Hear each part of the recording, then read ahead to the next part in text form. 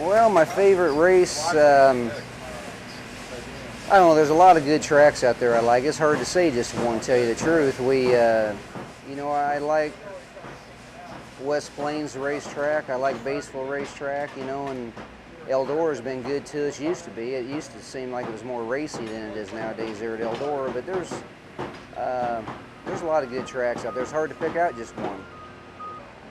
Just tracks that are rough and tear the car up and stuff. I mean, a hole or two, I don't mind a hole or two. I think a dirt track ought to have a hole or two in it.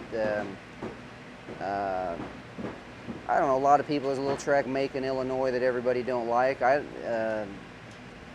like the track. You just got to give each other respect that you race with, and if each other gives one another respect, it's a ball to run around that place, little bitty track. So, I'm not saying that I dislike it, I guess, but there's tracks like that, and like the Springfield Mile, that's just the opposite of the little Macon track. It's a mile dirt, and these cars, I've won a lot of races there, but I kind of don't like it anymore. I think the speeds anymore are getting too great for these cars for the way they're built. They're not made for 160 mile an hour crash if the bad thing would happen. Well, that's a tough question. There's a lot of good racers out there.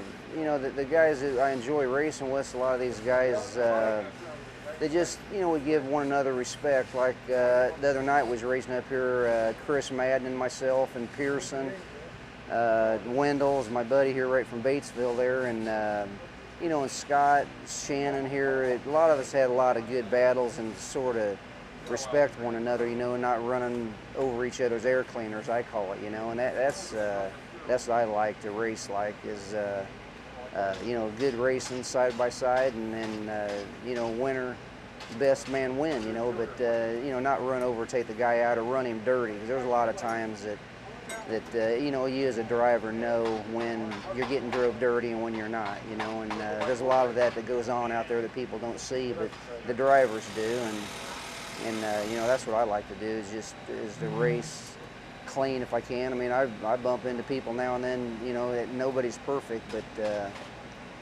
that's what makes it fun for me. Just have a good race and come in and be able to talk about it and laugh about it, and like I said, let the best man win.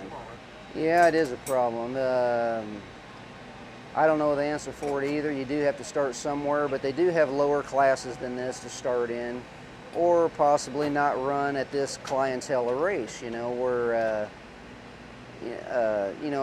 like over here across the street in the cup stuff, if you're not up to speed, they don't let you race type thing. And I don't know how they do that here. I mean, basically they can do the same things they do over there, I guess. But we just come from a place, 311 Speedway up there the other night, and there's some cars out there that aren't even close to the speeds that about six of us was running, and you come up to lap them and they don't know you're coming, and it's just an easy way to get yourself hurt or tear up your car for sure.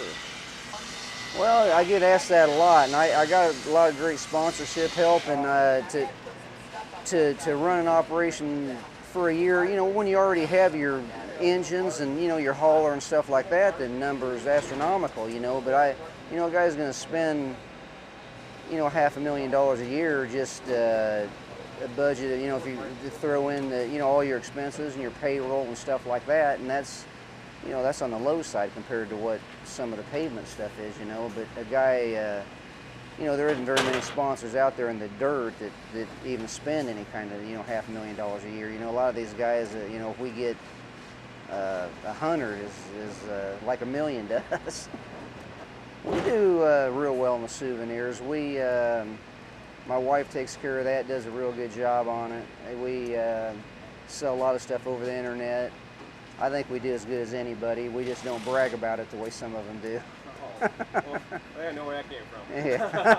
I'm talking to him later. Because I've talked to some of the suppliers where we buy our product stuff from, and so I kind of know what other people buy and what we buy, and there's no difference there. So we just don't brag about it. It's real important. We had a dismal year last year, and we've started out. We've already won more races this year already in '07 than we won all last year. And here we are in April only. So we feel real optimistic about the upcoming year. We just built 2 new cars since we got home from Florida, and Rayburn's changed a few things up on them, and seem to be to my liking. They've really been good. So it's very important for the morale of myself and the crew, your sponsors, the wife, even just everything goes better when you're running good. I've been on both sides of the peak. I've been on top and on the bottom, and it's always a lot better on the top. I think it's going in the right direction. I think we're a little behind where we should be. If somebody asked me 5 years ago where we would be, I thought we would have, by right now, I thought we would have had more television time than we get.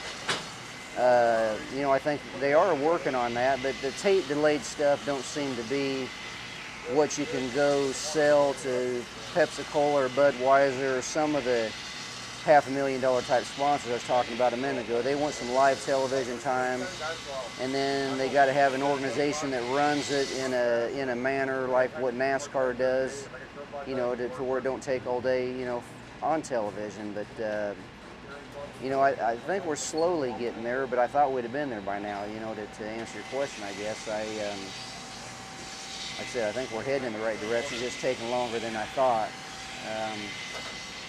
Seems like there's too many.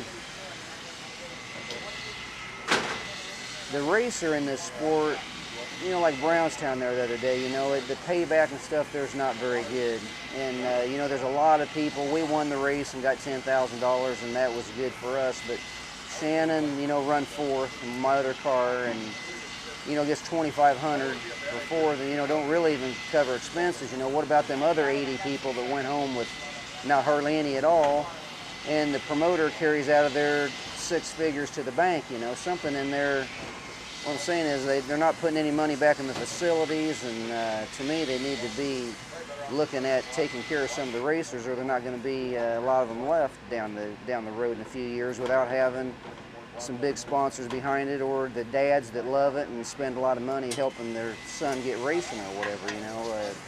That's where I think it's going. I think they got to spend some money back on upgrading facilities and try to make a nice place out of it. There are some nice places out there that's got good lighting, and like right here, it's nice to be able to work on pavement, all day long instead of in a gravel pile somewhere, or dust, like some of them just pure dust. You go home and, your truck takes you 3 days just to clean the inside of the trailer out, so,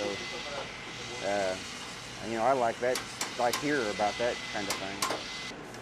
I don't think there's really too many sanctioning groups myself, because there's so many dirt late models out here in the country. Not all of them have TV for sure. I think they need all the sanctioning bodies they have out there, and I think then they need one elite, one that could get the television times what I think they need.